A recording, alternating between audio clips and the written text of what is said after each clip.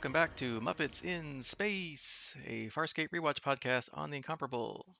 Tonight we're going to be covering Season 1, Episode 11, Till the Blood Runs Clear, and Episode 12, Rhapsody in Blue. I'm your host, Eric Scott, and joining me as always is my fellow co-host, someone I believe does not have a bounty on his head as far as I know, anyway, Jason Johnson. Yeah, as far as I'm aware, I'm clear, but, just keep an eye out for those beacons anyway. Yeah, and strange bounty hunters that can smell you from like miles away. Yeah, gotta watch out for those guys. I don't know what we can do about that, but that sounds not fun. Yeah, better deodorant. I don't know, something, I don't know. But yeah. All right, and as always, or at least, well, always up until the next couple episodes, our reminder, we're following the Wikipedia episode order for season one, not the Amazon Prime order, as Amazon goes by air date, not production date, because this time around, Amazon flips Rhapsody in Blue. For them, it's episode 13, but in Wikipedia, it's episode 12, which is why we're covering it tonight. And we'll let you know when that doesn't happen anymore. I think it's next time, and I think we're good after that, but we'll tell you so you don't get confused. All right, so let's get into episode 11, Till the Blood Runs Clear. Crichton and Aeryn are testing out some newly installed Moya components on Zhaan's Farscape 1 pod. The nearby sun that they're at is projecting solar flares, so Crichton is investigating the conditions under which the wormhole that brought him here was created. One of the flares reaches Moya, and Zhaan seems somewhat aroused by the light somehow. Meanwhile, Crichton does manage to create the conditions for a wormhole, and he and Aeryn find themselves being pulled into one, but it's unstable. Aeryn tells him to reverse thrusters, but Crichton is too mesmerized by it to do anything. Eventually, he gets his wits back about him, and he pulls out just in time, but Moya loses them from her sensors. Zhaan wants to find them, but for some reason, Dargo and Rigel just want to leave. Another flare reaches Moya, and Zhaan's turned on again. Then, meanwhile, finally, Crichton does contact them, saying they just started a wormhole, which they could see that obviously, but they have a plasma leak. They can't be brought on board Moya because Pilot doesn't want them on board in case it compromises Moya's newly gestating child's safety. So Pilot tells them to eject. Crichton refuses and won't leave his module and decides to land on the nearby planet and have it fixed by a mechanic named Furlow that Rigel had spoken to earlier, even though Dargo forbids them from going down to the planet. Aeryn is angry that Crichton would have flown into the wormhole had it been stable, regardless that she was there too, and whether she wanted to go or not. Down on the planet, Furlow says she should be able to fix the module by nightfall, and she also offers to buy it instead, but Crichton refuses to sell it. Furlow says that the flares will stop soon and only return every 4.8 cycles, or years for us. Aeryn and Crichton go for a walk outside when a Peacekeeper wanted beacon nearby activates, offering a reward for the capture of the three escaped prisoners, Zhaan, Dargo, and Rigel. No mention of Aeryn or Crichton, though. Aeryn goes to take the beacon when two aliens object. Aeryn tries to explain, but the female attacks her since she said she was not Crichton's female. Crichton does some quick thinking and tells them to back off, saying she's in fact one of his females. He asks who they are and what they want from the fugitives. They say they are Varkarian blood trackers. He is Rorf, and the female is his mate Rorg. Say that 5 times fast. Crichton says that he is Butch and his female is Sundance, and the reward for the fugitives belongs to him. Later, the four of them are eating some sort of meal, and Rorf says the wanted beacons are on many planets, and he and Rorg believe that this planet will be the fugitives' next stop. Crichton says that they won't be taken without lots of bloodshed, and asks how good they are. He may be willing to cut them in. If they bring them in, he'll split the bounty 70-30. But Rorf insists 70-40, so Crichton retorts 80-40. Not the sharpest tools in the shed, apparently, on math. Aeryn asks Crichton how long he thinks his ruse will work, and he says it only needs to until the module is repaired and they can get out of here. Meanwhile, Aeryn is patched into a personal encoded message in the wanted beacon. It's a message from Crace saying that she will be captured and face trial unless she accepts his conditional amnesty. If she abandons Crichton, returns Moya, and surrenders Dargo, Zhaan, and Rigel, then she will be honorably retired with her commission fully restored, on his oath. Meanwhile, Dargo's gotten impatient and has come down to the planet, but Rorg picks up his Luxon scent. She and Rorf ambush him and stun him. Back in town, Furlow once again offers to buy Farscape 1 because she's determined that it shows signs of being close to a wormhole. Crichton still won't sell, but she says she could trade. She's just come by a secondhand prowler. That kind of trips Crichton's warning antenna, and he thinks something's up and goes outside to see Rorf and Rorg bringing Dargo in, all tied up. He accompanies them while they torture Dargo to find out where the other two fugitives are. Rorf cuts Dargo, and Crichton steps in, saying they must make the blood run clear or else Dargo will die, as Crace wants him alive. Rorf asks why Crichton is protecting him, and he says he doesn't care, but Dargo's worthless to them dead, and they're wasting time. Crichton squeezes Dargo's cut tentacle and punches him, causing the blood to run clear, but apparently also knocks out Dargo. Meanwhile, back at Furlough's, Aeryn finds one of Furlough's men trying to access Farscape's one's flight recorder. He and Aeryn fight, but she gets caught by a solar flare, and when she gets up, she can't see. Furlough strikes the man with some large object, killing him. Furlough says Aeryn has a 60, maybe 70, maybe 80% chance of regaining her sight. Zhaan, meanwhile, also has come down to the planet, and like Dargo last time, Rourke picks up her scent. Although this time, Zhaan notices the trackers and does something somehow to hide her scent, and that throws them off. But unfortunately, or as you could probably guess, she gets caught in another solar flare and once again gets excited and passes out. Back in town again, Dargo is awakened and broken free of his restraints. He attacks Crichton for some reason. Crichton says he's confused and he saves Dargo's ass today, and he's got no idea what goes on in his head. Dargo says every time he lets his guard down, Crichton disappoints him. Crichton calls him childish, to which he says Crichton is selfish. Crichton says he can be, and asks what about him. Dargo says he can be too. Crichton asks if he ever goes up to him with a weapon, and then says, this won't work, they'll never be friends. Dargo says friendship is a lot to ask, so Crichton says, how about respect instead? They can be allies. And they agree and shake hands. Meanwhile, Aeryn tells Furlough she knows she's not going to fix the module anytime soon. Furlough says it's because there's not usually a load of bounty hunters getting in the way of fixing things. Aeryn says they can make a deal. Meanwhile, Rorf and Rorg attack Dargo and Crichton as they leave town. A gun battle ensues, and right in the middle of the gun battle, Aeryn walks out with a beacon. Crichton grabs her, but she manages to turn on the beacon, and this time the projection of Crace says the command carrier in the area has been reassigned, so the reward is being withdrawn. Apparently that's good enough for Worf and Rorg, and they call a truce and leave. Zhaan finally arrives, saying that the flares have stopped, which upsets Crichton. Back at Furlough's, Aeryn's sight is returning slowly. She listened to Crace's initial offer of an honorable retirement because it was nice for one moment to believe she could go back to her old life. But she tells Crichton if she had, that would have meant dying from heat delirium, basically.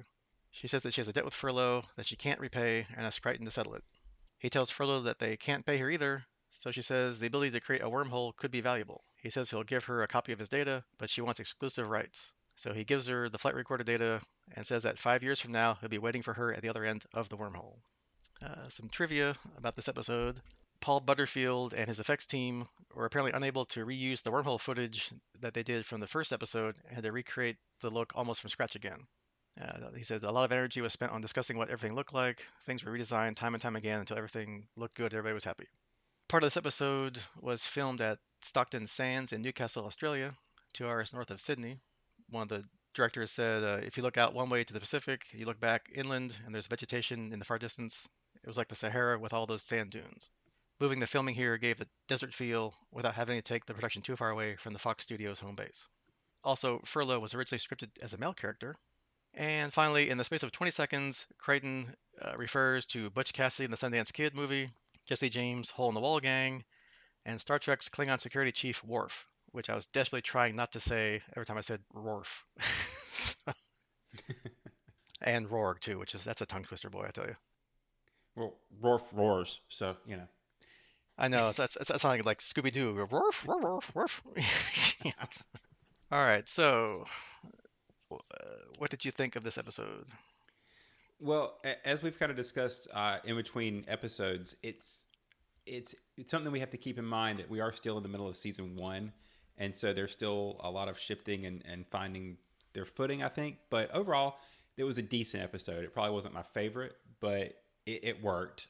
I think what I struggle with the most, and we might address it as we kind of hit certain points, but I'll just kind of generally say that I kind of felt like there's things going on in between that I miss, if that makes any sense, because there's certain points where I thought previously we'd established, more of a working relationship between the characters. And then in this episode, there seemed to be a lot of strife between Dargo and Crichton. As soon as Crichton and Aeryn weren't able to make it back to the ship quickly enough, Dargo was immediately ready to leave them, right? I mean, it feels like that working relationship is already strained. And I didn't know if it was almost like we missed a falling out somewhere. Hopefully that'll be resolved after this episode, since they kind of seemed to have reached an agreement. But I kind of thought we'd done that in the past, so I'm not really sure where that transition is supposed to happen. Yeah, that didn't quite make sense to me either. Like he says, every time he lowers his guard, Crichton lets him down. I'm like, really? Well, didn't like last episode he and Aeryn like go out of the ship to rescue you because you fell out into space? Doesn't that I don't know how that like lets you down, or to your point, maybe, yeah, I mean, obviously we don't see every minute of the crew every episode, so yeah, maybe off-camera stuff happens. I don't know, but yeah, it just seemed really odd that, oh, we can't contact them. Well, let's go. It's like, well, you can't wait like 5 minutes. You can't, you can't hang around a little bit longer. No one's coming after you right now. You're not in a hurry. Nah, let's go. Let's go. Let's get out of here. Yeah, they could, and it could be easily solved by having them discuss an argument, at the beginning of the episode, that he and Crichton might have had right before the test started or something. I mean, there could have been something to establish why we're back to a contentious relationship. But again, I part of that's just from my personal preference of having a crew on the same page and dealing with external threats instead of internal strife.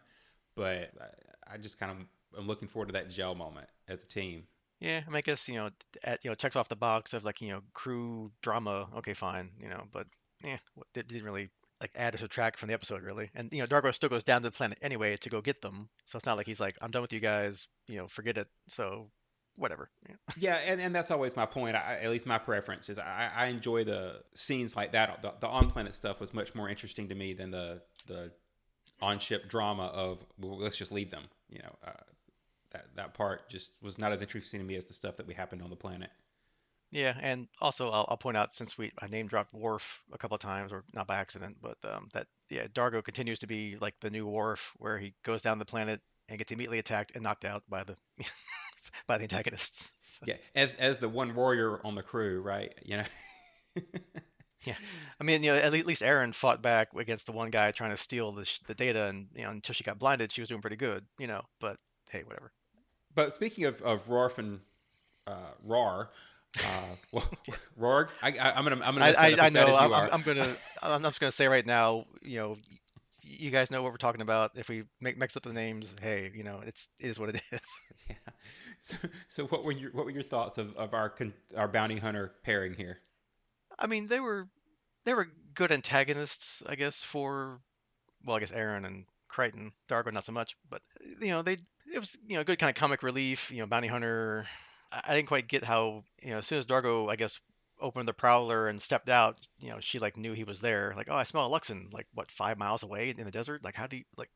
Okay, I'll hand wave that one away. That their race must have some kind of super olfactory ability to sniff out But their prey or whatever. it was only the female that could do that. So that was an interesting Good point. ability that was not equal between the two of them because he was totally reliant on her for the tracking. Yeah, that's a good point. I didn't think about that.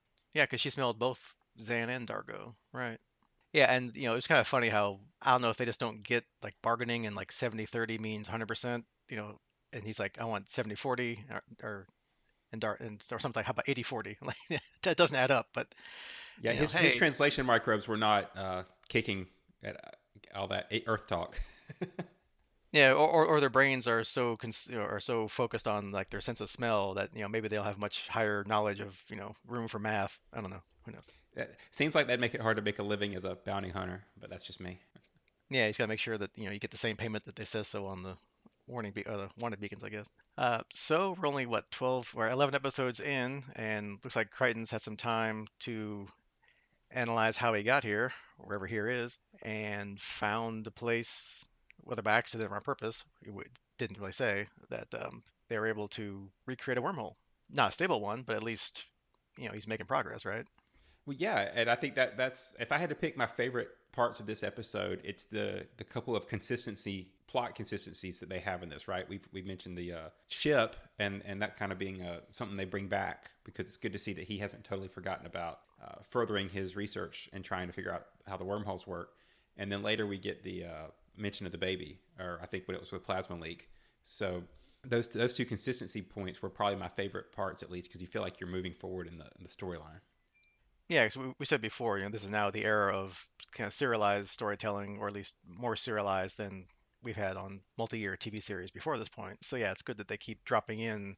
Hey, remember, Moya's pregnant. Hey, remember, Crichton came from Earth and through a wormhole, and he's trying to get home.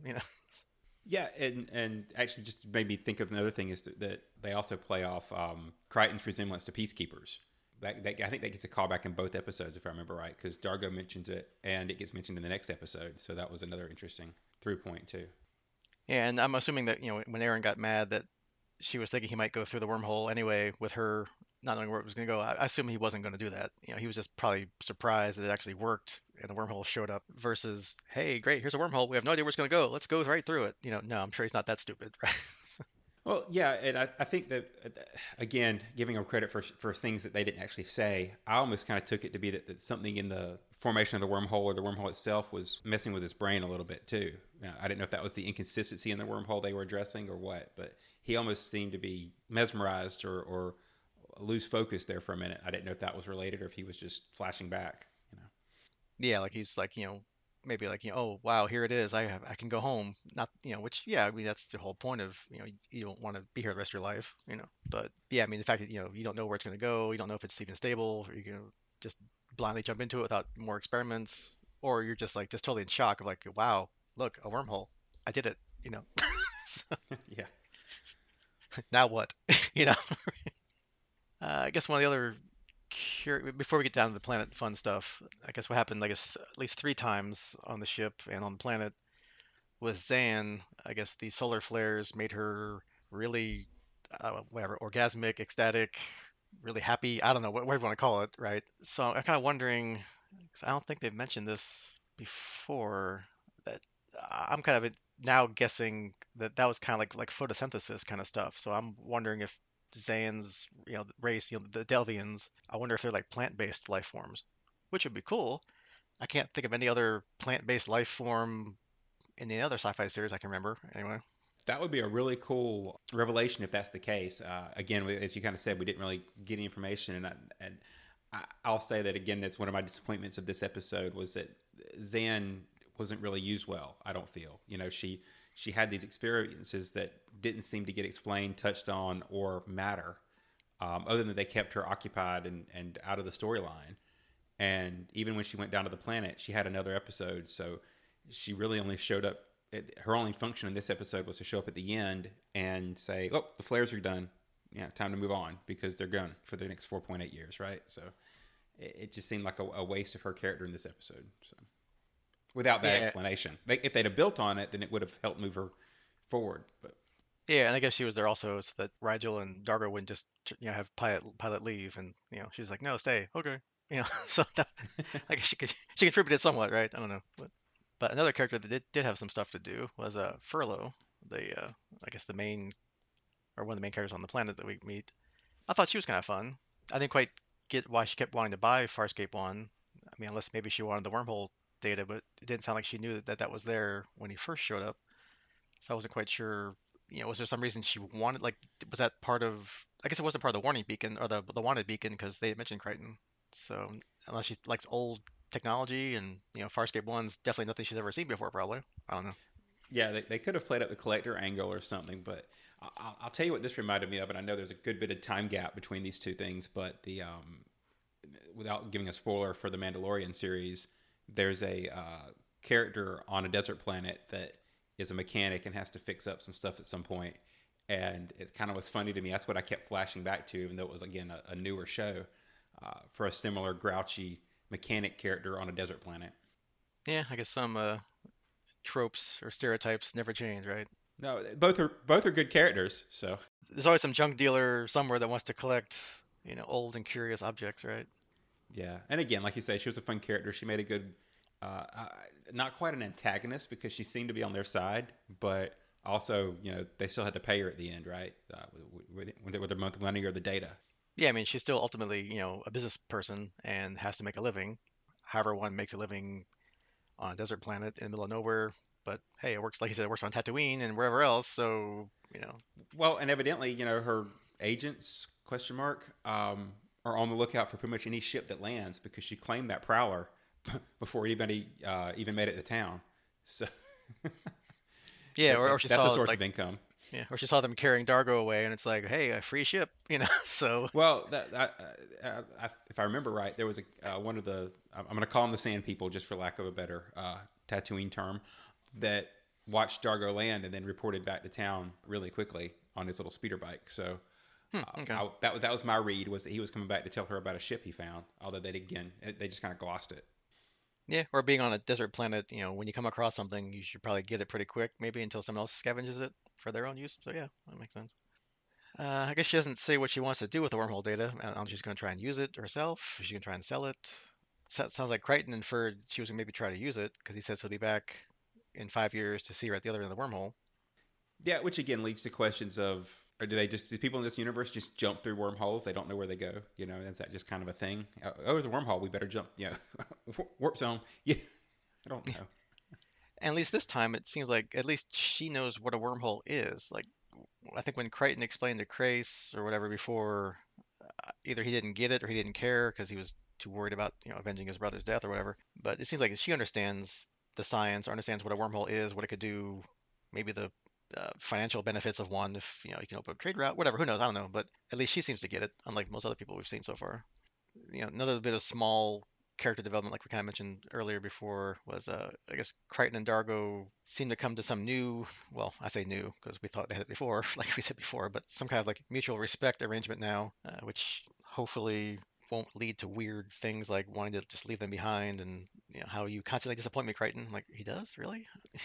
Yeah, hopefully this will be the okay. We're allies now because he mentions that towards the in the firefight. We're allies. I won't leave you. So hopefully that'll be the response next time they're no longer on the ship when he wants to leave. It'll keep him from just wanting to take off at the drop of a hat. Yeah, because now Crichton, I guess, seems to want to. Well, he was helping to fight.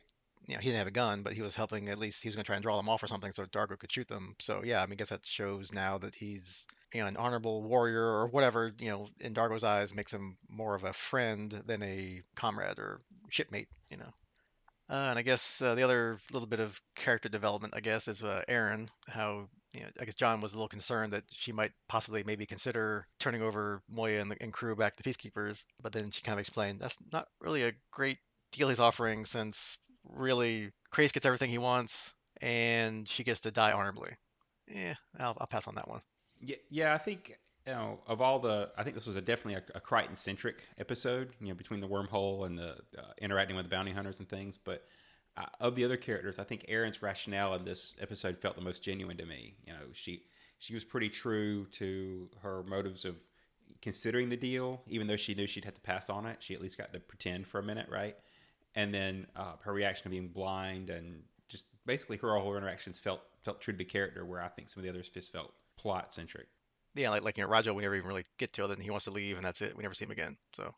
And then yeah, it was a nice trick by Aaron, I guess, to get Furlow to alter the beacon to change the message. And I guess given how, whatever you want to call it, honorable, simple, gullible, insert your adjective, whatever, that Rorf and Rorg were, that they're just like, oh, okay, bounty's done. Okay, time out. We're done. Thanks. Bye. See ya. And they they just leave, right in the middle of a firefight. They're like, nope. Okay, but, no, goodbye. Well, and again, it kind of goes back to character consistency, right? Because if they're not getting paid, there's no sense in risking anything. So just they're out. I'll give them credit. They were consistent. They were fun to watch, and they were had names that are hilarious to pick on. Yeah, I mean, that's the kind of villain you want. There's no motive other than profit, and when it's not profitable anymore, they're done. Goodbye. Time to move on to the next bounty somewhere else. Maybe they'll bring them back later, and they can be mad because they found out that there really was still a bounty. Who knows? I doubt it, but Yeah, you wonder, like, if they go to the next planet and it's like, the same beacon. It's like, wait, didn't they just say they weren't doing that one? Wait a minute. Although maybe they won't put that together. Who knows? Maybe they won't put two and two together and figure that out, right? So, who knows? yeah, they'll start spreading different their disinformation campaign. They'll start telling all the other planets, no, it got canceled. Yeah, there you go. So is a silver lining. Yeah. All right. Any other comments or thoughts on this episode? No, I think we beat it to death. I think it was another episode in the season that again it was probably wasn't making my favorites, but it definitely wasn't the worst. It was just kind of a continuation of the story. Yeah, it was fun. It didn't really move the overall plot along, other than, Crichton can create a wormhole now, or at least in this case he could. So, things are progressing ever slowly towards, where things should go. So it's not anything special, but it was a nice little fun hour to, or 45 minutes to watch the episode. Yeah, even if he did lose the data at the end, which by the way, just a kind of a callback, I did think it was funny that the flight data was on an actual cassette tape. Yeah, it was at the same cassette tape. He's recording his occasional stuff back to DJ. DJ, is that his name? His buddy Well, back. I guess it depends on how many cassette tapes he actually brought with him. Maybe the whole Farscape 1 runs off cassette tapes. We just don't know. Yeah, which seems odd, but I guess that was 90s technology. I guess that was what black boxes and things were using. I don't know, but I'm not the expert, but it's just fun to see in our minds old school technology on a futuristic space show. Well, something's got to separate him from the technology of the new sector he's in now, right? So why not use cassettes? Yeah, it just keeps the thing going that everybody thinks he's some like country bumpkin, middle of nowhere. It's a surprise he survived in his little pod to get out into space kind of thing. So Right. All right. You want to hit the next episode? sure, fire away. All right. So, episode 12, Rhapsody in Blue. The episode opens with Crichton in bed with his girlfriend, Alex. It turns out this is a flashback. She says she's taking a job at Stanford in the medical research program. This upsets Crichton, and he reaches over and kind of, without her seeing, slides the engagement ring that he had prepared to give her back under the bed. All of a sudden, Crichton falls out of bed. Turns out that was actually just a dream, and Moya just entered Starburst. Pilot says that she thought that she picked up a distress call from another pregnant Leviathan and was attempting to answer it. Rigel tells everyone that he was dreaming about the last mating session he had with one of his wives, and Dargo says that he dreamt of his wife on the last night before she was murdered. Little coincidence there. Pilot informs them that there is no other Leviathan, but that they received a signal from a Delvian who apologizes, saying she just wants to meet Zhaan. Zhaan, Aeryn, and Crichton go to meet the Delvian, whose name is Talene, down on the planetoid. Zhaan says that Talene's use of deception continues to trouble her. The crew then goes inside a Delvian temple-like ship where Talene shows them the food store, offering Crichton and Aeryn as much as they can take. Zhaan asks why she was brought here and says Talene invaded her soul last night, leaving her bitter. Crichton just caught a plant animal thing for food and is amazed by it. He lectures Aeryn for not giving any sort of response to the new and amazing things that she sees every day. Talene asks Zhaan to give them the powers to help themselves. They need her secret before they all go insane from the madness. Zhaan doesn't know how she survived the early cycles of hatred, but Talene says that she did, so she shows them how she will show Zhaan abilities beyond her comprehension. She makes Crichton then remember falling into the sea as a child, and Zhaan tells her to put his memory back the way it was. So evidently this was not an original memory that Crichton had, but one that was modified. Back on Moya, Dargo says that he's disturbed because he senses Delvian trickery, since they all had the same dream. Meanwhile, a man called Tuzok approaches Crichton, saying that he's here because of him and calls him a peacekeeper. Crichton says he's not a peacekeeper, and the man says he is himself insane. He says it's because of Crichton and says that the one he travels with, Zhaan, is in danger. A Delvian kicks Aeryn out of the temple since he was driven from his world by the peacekeepers and she's carrying a weapon. Back in the temple, Zhaan asks Crichton to help her come to a decision. She says that last night she did dream of the last person she ever loved. She asks Crichton to keep an open mind, and Talene warns that his capacity is less than even a level 1, but Zhaan says that Crichton will understand. Talene shows him Zhaan joining in unity with her lover Batal, when Zhaan then decided to avenge the lives that he had ruined and the world is put at risk and murders him. Crichton is angry with Zhaan, but she says that she needs him to understand because the others want her to do it again. Zhaan says that Batal was a spiritual counselor, and at the time she was studying with him. His tenure was up, but he and the other conservative powers hired peacekeepers for external security instead of yielding control, and changed Delvia forever. The peacekeepers sent many Delvians to asteroid camps, including Zhaan's father. Talene and the others want Zhaan to give them control again. As Delvians train for purity, they become vulnerable to the dark impulses, which, if they surface and they succumb to them, are like an infection. This happened to Tuzok, and madness threatens his followers. She can help them through unity, the sacred surrender of two minds, together, two spirits, two souls. Talene does not want Aeryn and Dargo to come down to the planet to distract Zhaan from her task, and she tells Hasko and Lorona, other Delvians, to attack their minds, and also Crichton. Crichton sees Alex again, who says she joined the space program with him as his co-pilot, which, oddly enough, he now remembers. Zhaan goes to see Tuzok and asks if she gives Talene what she wants, will she use it to hurt people? He says that she most certainly will, but she may also use it to free a planet from tyranny. Dargo and Aeryn are about to go down to the planetoid, but Aeryn drops her pulse rifle and it smashes. And Dargo sees Jothi and peacekeepers on board, while Rigel seems to shrink. Zhaan agrees to unity with Talene, who says she only wants a small seed to learn to control herself. They join, but instead, Talene causes Zhaan pain, saying that Zhaan achieved will take her too long to master on her own, so she rips all of it out of Zhaan's mind. They break, and Zhaan's eyes are now red with madness. Crichton goes to her and she says that her dark impulses are released. Talene has ripped her ability to control them. Zhaan then gets violent with Crichton and says she doesn't have the strength to start over again. Crichton goes looking for Talene, but again finds Alex, who says that she should forget about Zhaan, that Zhaan made her own choice. Pilot calls over the comm and says that everyone on Moya is acting strangely. Crichton goes to Talene, who says that she will save over 1 billion Delvian lives in fear on her homeworld. Crichton tells her to put right what she did with Zhaan, but she tells Lorana when he's gone to destroy his mind. Lorana wants to let them go, but Talene says she didn't get everything she needed from Zhaan. So again, Alex corners Crichton, who asks when she will become more and asks him when she will become more important to him than Zhaan. Alex is now wearing the engagement ring, and he has a flash of his proposal to her, and then when she questions him, their marriage. She tells him to honor his vows or choose Zhaan over her. Meanwhile, Talene goes to Tuzok, who turns out to be her father, where it's revealed that he brought the Delvians here to accelerate their learning and create a new class of Powie. Tuzok says that she should learn from his error that she's going too fast. He says that what she does is worse than the insanity she's trying to stave off. She then incapacitates him. Crichton asks Zhaan to go back to Moya, but she says she'll join with Talene one more time. Crichton recognizes that she's planning to kill her, and Zhaan says that he was always the clever one on Moya. Alex asks Crichton why Zhaan is so important to him, and says Zhaan doesn't like her or even know her. Alex says that she is a forced memory created to distract him and morphs into Lorana. She says that she now shares his feelings for Zhaan and all of the crew now that she's been in his mind, and says that her people have fallen off the path. In his mind, he showed her that she was wrong, and he can show that to Zhaan.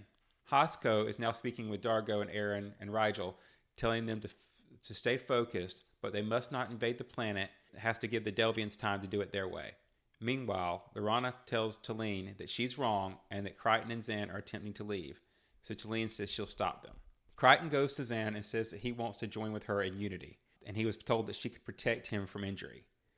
Zhaan agrees and they join, but Zhaan tells him not to absorb any of her rage, and while joined, Crichton shows her his view of Zhaan, telling her to see what he sees, and to try to be herself again. They break suddenly, and Crichton tells her to fight the madness. After a few moments, she manages to, and he holds her as she thanks him. We then see Crichton chopping down the Delvian spirit tree and angry because he can't remember what happened in Unity. Zhaan tells him that the details of another's mind fade after the Unity, but the essence of the bonding remains. Talene runs in and says that she'll destroy Crichton's mind, but Zhaan blocks her. She was also gifted with something for their Unity, and she is now the 10th level, able to protect others. She tells Talene that it's over, and with her father gone, she is needed to tend his orchard. Zhaan and Crichton go, but she leaves the vestments behind, saying she's no longer worthy of them. She says that one day she can reclaim them, but not today. Crichton says it's a shame to waste all those years of training, but she says they were hardly wasted. They were the best cycles of her life. A couple pieces of trivia from this episode. This was Virginia Hayes' favorite episode. She stated, "The whole episode was very important to me, and I learned a great deal. Andrew Proust directed that episode, and I loved every second of it. He really pushed my performance, and I think that since then, there's been a great strength in Zhaan that was born in that particular story." Talking about receiving the script, she continued, "I was in heaven, but when we started shooting, I also felt like I was in some kind of strange bowling alley in the sky." David Kemper said that when the makeup people realized that they had to sit every one of those actors in a chair for 3.5 hours a morning, they went crazy. He went on to point out that there's never been another episode where there's more than one blue person. And eight makeup artists were needed to create all of the Delvians seen in this episode. So, any thoughts on this one, Eric? Yeah, and also apparently only Zan was bald. Like all the rest of them had hair. So I guess they didn't want to go that far with the makeup either. So, Well, when you have that much blue, you want to kind of point out or be able to identify your main one, right? I mean, yeah, and like everyone's different, right? Some people have hair, some people don't. Some people are blue, some people are darker blue, whatever. But yeah, I thought this one was better than last episode. This definitely had lots of great backstory on Zan and Delvians in general. We kind of really learned more about possibly how Zan got to where she is now and got to learn more about obviously what happened to her homeworld, which is pretty cool. I like that. Yeah, this definitely was one of the biggest info dumps I think we've gotten on Delvians in general and Zhaan in particular, right? I mean, we've gotten some references to her anarchist days and things like that, but this was the big one I think of finding out more about her people, at least the initial one. And I guess before we get into all the good stuff that we liked, I just have like kind of two nitpicks, and then I can just forget about them and move on with my life. But it seems kind of weird that obviously all the crew and even Moya had these dreams, except Aeryn. She didn't really admit to anything. But so was Talene and the priests on the planet sending out these psychic dreams every day and hoping that Zhaan would finally receive it? It just seemed kind of odd that she was looking for Zhaan specifically. She said that. So were they just doing this every day and hoping that suddenly she would just find their way to them? Or was it just this one time and they were so powerful that they knew they could do it? I mean, there's a little bit of their, I'm putting air quotes around power that we don't understand, right? I mean, she evidently has some kind of great ability to mess with memories, and evidently there's not a whole lot of distance limitation to how that works. Yeah, because if they were far enough away that Moya had to starburst for a long time to get there, and again, we don't know how starbursts work and how far they go, but it sounds like it was really far away that they were able to send out this psychic invitation or whatever, right? So, Yeah, I and guess the only, it wasn't terribly focused because it hit the whole crew, right? I mean, she didn't just hit Zhaan, but she hit every one of them with something. And I say she, right? We don't know how many of them it took, but it affected the whole crew either way. yeah, so you kind of wonder, like, did like everybody in like a several light year radius suddenly have these dreams, right? Or was it just targeted towards where Zan was, right? And it's kind of just bubbled out to people around there. But There's a lot of confused people in that sector of the galaxy, that's for sure. yeah, and my only other slight annoying thing is, of course, they also mentioned that they have no idea where they are either in the uncharted territories. These Delvians, their ship crashed or whatever, and they don't know where they are. So okay, so if they would have succeeded in getting Zan's control and getting rid of their madness, then what? I guess try to figure out where Delvia is and how to get back home. I guess. Well, obviously that's the goal, right? It's that once she had the ability, she was going to go save billions of people. So, yeah, they don't really think too far. I guess she could just mind control somebody else who may have star charts. I'm not really sure how they think they're going to do it, but if that with that kind of mind control power, I don't see where there's a limitation. They just don't say it, which is odd. Yeah, I mean, they only talk about, and not that we have to have everything laid out in detail of how all the stuff works. That's the fun of evolving episodes, and writers can write whatever they want, and as long as they don't go crazy and make things way out of normal. But yeah, so we have no idea what the Delvian psychic abilities are.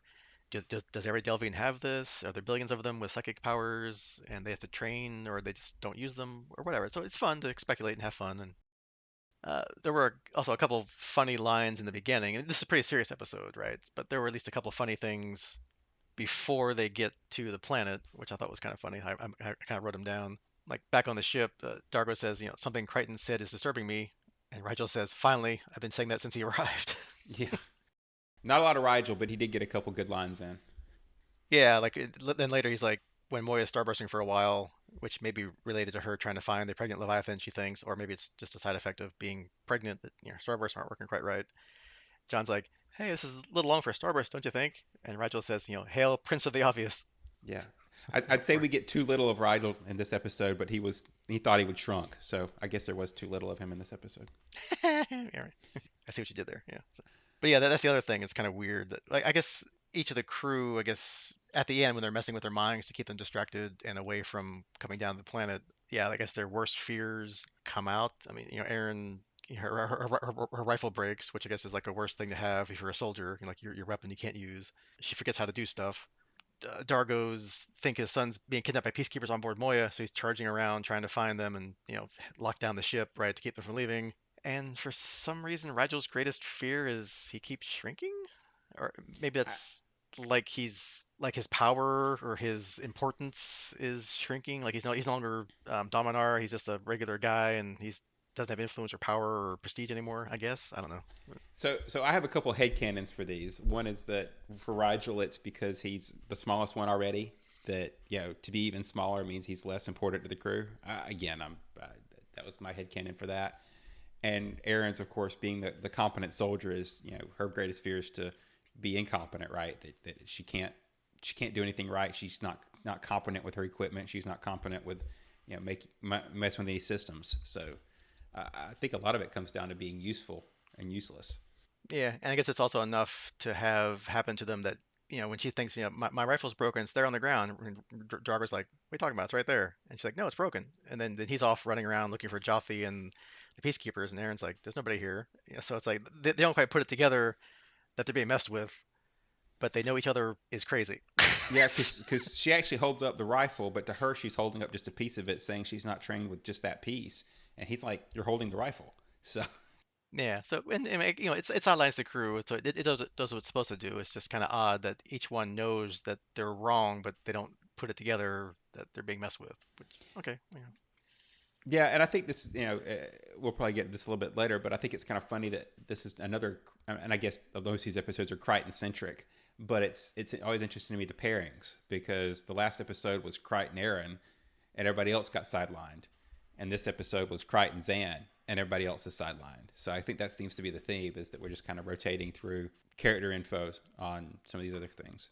Yeah, it's like, Crichton's definitely the main character. I guess he's our, he's the audience equivalent, or the whatever you call it. So 'cause we can project ourselves into him because he's, from Earth. He's an Earthling like us from our time. If you're watching it back in '99, so we can relate more to him than anybody else. So he's definitely the audience viewpoint, and I guess does what any good human would do. Hang out and try to encourage his friends and help them out when they're in trouble. And catch squid cucumbers. Yeah. But yeah, I guess it's kind of funny how Aaron's just like, yeah, whatever, it's just food. And he's like, isn't this amazing? Look, it's like a plant fish thing. Aren't you amazed? And so I don't know if that's like her peacekeeper upbringing, where it's just like, do your job, do your duty, do your thing, don't question, don't care, don't think, basically, I guess. It's just, just do your, just stay in your lane, know your place, don't be fazed by anything. Yeah, definitely a cultural thing, stoic soldier approach that Crichton, as the quote explorer and scientist, is more interested in, and excited about the things he sees, or at least Yeah. is willing to show it. And especially here, because he's somewhere else that no one's ever been from Earth, so everything's brand new to him. So every day is fun and interesting and exciting. Whereas probably most people, it's like, yeah, another planet, another people, another thing. Okay, yeah, great. But yeah, so speaking of like the Crichton and Aaron, Zan centric episode here, we do learn a couple little nuggets about John, that he was apparently right before he went to, I was gonna say NASA, it's the IASA, that he was going to be engaged, or he was getting ready to propose to his girlfriend, but then she was going, cross country, and then I guess that wouldn't have, long distance wouldn't have worked, and now it's really long distance, so that really wouldn't have worked relationship, but kind of interesting. Yeah, it would have definitely changed who he was leaving voice recordings for. Yeah, forget DJ, my friend. How about my wife or my future, girlfriend, whatever. Yeah. Although that does make the mind control false memories even more, you know, rough on him, if because it makes you question how much did he get back at the end, because they totally messed up his memories of that relationship. Yeah, you wonder, like, I guess when Talene made him think he was drowning as a kid, which may have been a real memory, and she brought it forward. Maybe she created it, whatever. But and Zan said, put it back the way it was. So you wonder if at the end of this, yeah, did everybody kind of get their memories reordered back to where they should be, or they still know that what happened, and yeah, will there be any effects later from that? Who knows? And then I guess obviously the big focus of this episode was Zan, which that's why it was her favorite episode too, the actress. So we get the backstory on her planet, that I guess Batal, she said he's like a spiritual counselor. So I don't know if that was like their leader. It didn't really say, but or at least some kind of higher up in the Delvian priestly chain or whatever. Yeah, Uh, I definitely slaughtered the pronunciation of that, but it definitely yeah, seems that there's multiple levels of priesthood, and because you mentioned it's hitting 10th now, and evidently he was probably top of the list as far as the abilities that he had at the time. yeah. So apparently, like they must have some kind of term limit or something. Maybe they're elected or whatever. They serve a period of time. Sounds like they didn't want to step down, and for some reason, invited the peacekeepers over to take over security for their planet. And apparently, that either went according to their plan or the peacekeepers' plan, then of rounding up dissidents who didn't like peacekeeper rule and shoving them to asteroid like concentration camps or something. And that apparently set Zan off, and through the Unity that we did a couple times this episode, she kills him, and that may have set off her madness that she talked about. It didn't really say, but I can kind of headcanon that that might be some of the anarchy that she was imprisoned for by the Peacekeepers, probably. Yeah, and I think in another episode we got how long Dargo was in prison. Did we get how? Do we know how long she was in prison? Because she mentions 17 years of darkness. So I'm guessing that if that set off her anarchy, then we've got maybe some counter peacekeeper fighting that she did, resisting their rule before she was captured. But overall, 17 years before she reached whatever level of calm that she has now, control. Yeah, it could be. It didn't really say, so there's definitely a room for more exploration of that story, which I hope that they will, because it sounds interesting. What this group of priests are trying to do is the right idea, I guess. You want to learn, or you want to be able to go back home and help your people throw off the peacekeeper rule, get your people back out of these camps and get on with their life, which might be a whole other set of wars and things and whatever. But that's a goal, right? Your people are under authority that you don't want, so you want to get rid of them. And so it's an honorable thing they're trying to do. They're just kind of going about it really the wrong way. Yeah, and you don't get a whole lot of information about what that even means, other than they went there to do it faster. Somehow the roots factor into this, and the orchard that the guy's tending, and if they push too hard, they go mad. That's kind of my three things I've picked up from this episode as far as the religion goes. But yeah, and there's 10 levels, or at least 10 levels. Yeah, I mean, as we always link things to other sci-fi franchises, this is kind of like Star Wars. It's like the Force, right? You have like the spiritual powers, psychic powers, the physical powers. So you kind of think like, yeah, there's like as they try to achieve purity, the light side, they're seduced by the dark side. So they kind of, if they're not careful, they can go mad. Like, what's his name, Tavek or Tazek, whatever his name was, Taline's father, who just flat out says, "Yeah, I'm insane, I'm crazy," and Crichton's like, "Yep, yeah, that's what I would say." and and then obviously either Taline's going insane or she's losing control. She's not red-eyed crazy, at least not in the beginning. Yeah, and tries to get that control out of Zhaan, and when she can't learn it, she just tries to, like, again, like her father said, you're taking the easy way out. She's just trying to just kill Zhaan, absorb it all for herself. I guess also learn how to kill people too via Unity, which is, I guess what Zhaan did to her lover. So yeah, she's trying to get everything. She wants it all now. She can't wait. She can't have patience and evolve it naturally. She just wants everything right now so they can get on with their glorious plan of freeing Delvia. Which sounds like a good thing when you say it, but means versus the justification, right? Yeah, the age-old question, right? Do the ends justify the means, right? So is it worth sacrificing Zhaan and Moya's crew to free a billion people? To them, or to her at least, yes.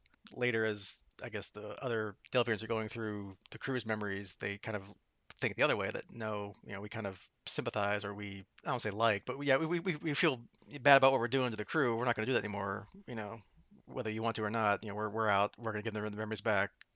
Sorry, she wants to kill you guys. We're out of this. We're not going to do anything. Sorry. Meanwhile, Crichton takes an axe to their tree, so Yeah, well, I mean, I guess they have, those little, almost like, looks like dead trees, really. But yeah, they have the little garden out there that they can, I guess, rebuild their temple with. But yeah, it's a good, I guess, reminder that the quick way is not always the best way, right? right. Which may help John with some of his, research, because they all seem to be in a hurry to get home. Yeah, they'll just desert people when they can't find them for 5 seconds. They want the shortcuts. They want, yeah. So, which is, hey, that's what we are, right? We can't wait, 30 minutes to cook a pizza. We want it like in 5 seconds in the microwave, right? So we can't wait that long anymore. So yeah, I can relate to what they're going through. That's why Um, we have takeout. that's right.